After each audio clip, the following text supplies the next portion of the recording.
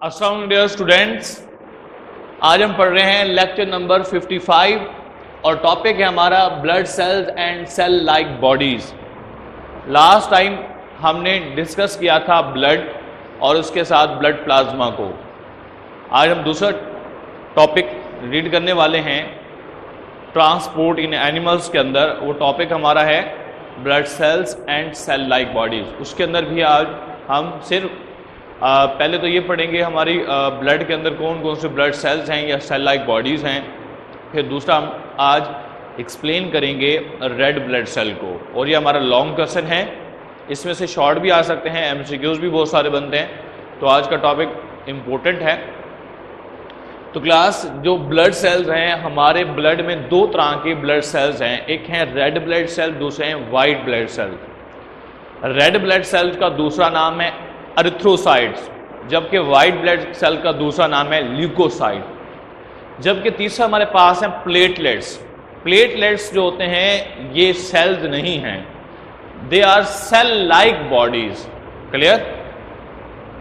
तो याद रखें, हमारे पास रेड ब्लड सेल्स हैं which are known as erythrocytes, white blood cells हैं which are known as leukocyte, और दूसरा प्लेटलेट्स हैं जिनको हम थ्रोम्बोसाइट्स कहते हैं।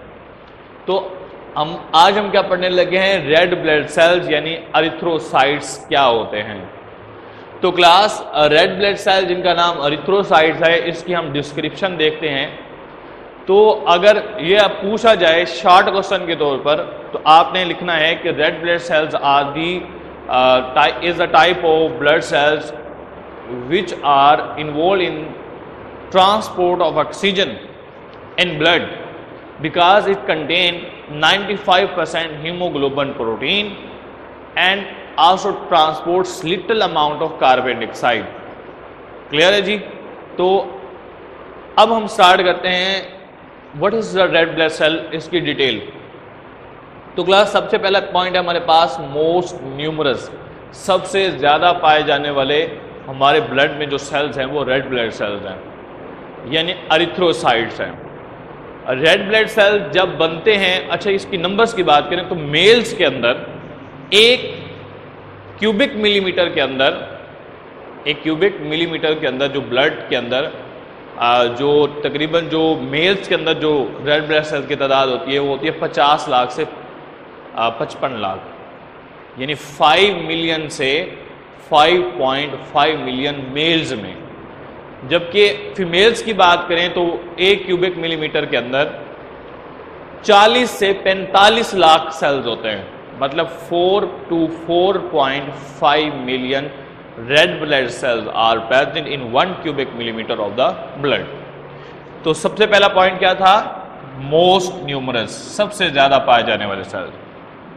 And males contain 5 to 5.5 million, यानी 50 से 55 लाख, किसके अंदर 1 क्यूबिक मिलीमीटर ब्लड के अंदर। 1 क्यूबिक मिलीमीटर ब्लड में इतने सेल्स हैं। दूसरा हमारे पास, अगर ये मैंने किसकी बात की, मेल्स की, अगर फीमेल्स की बात करें तो फीमेल्स में 4 to 4.5 मिलियन, 40 से 45 लाख सेल्स होते हैं 1 क्यूबिक मिलीमीटर ब्लड के अंदर। उसके बाद हमारे पास है न्यूक्लियस।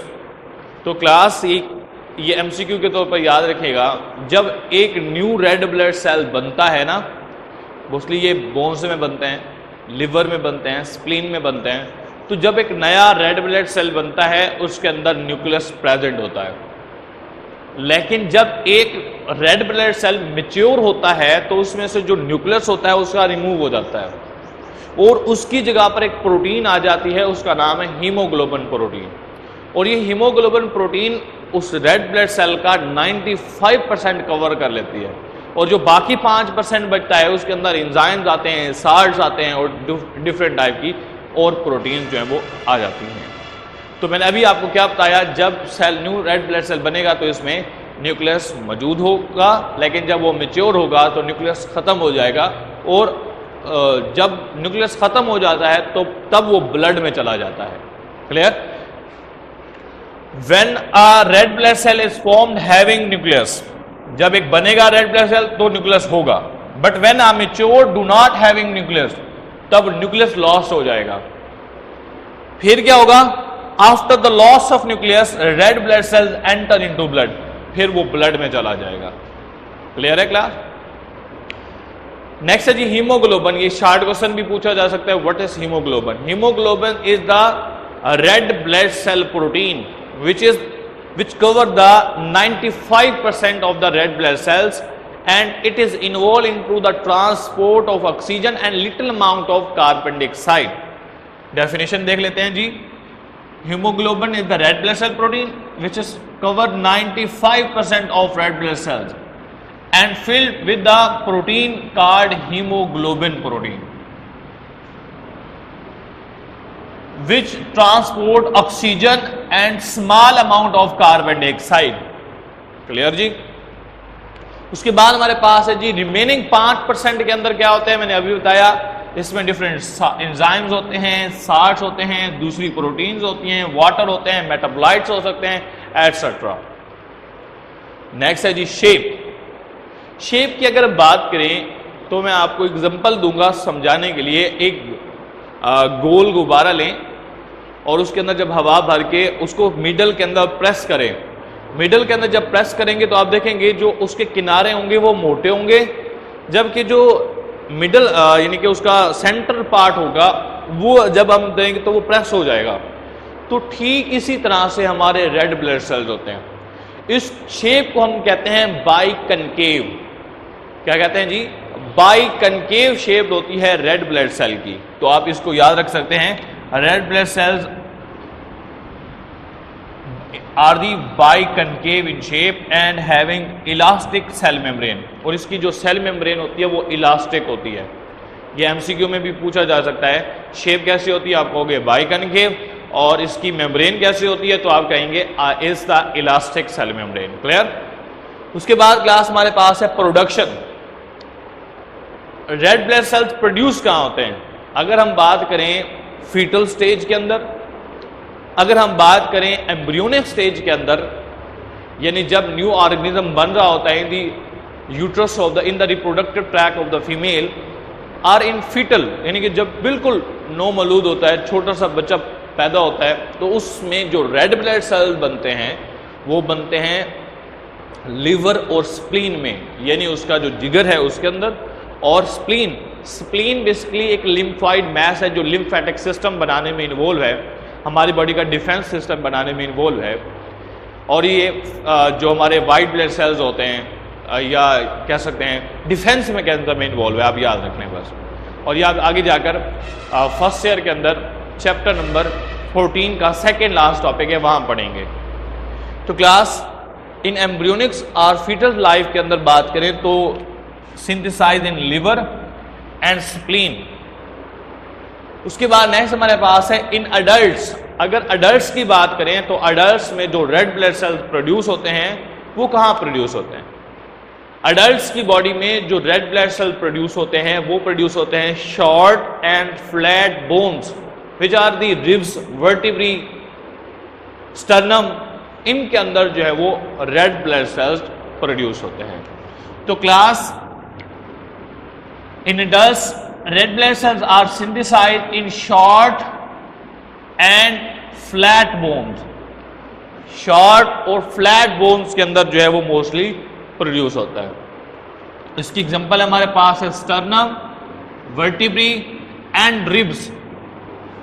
स्टर्नम कहते हैं चेस्ट बोन को, सीने की हड्डी को कहते हैं स्टर्नम। यहां पर हाथ रखें तो हमारी जो बोन है वो स्टर्नम है।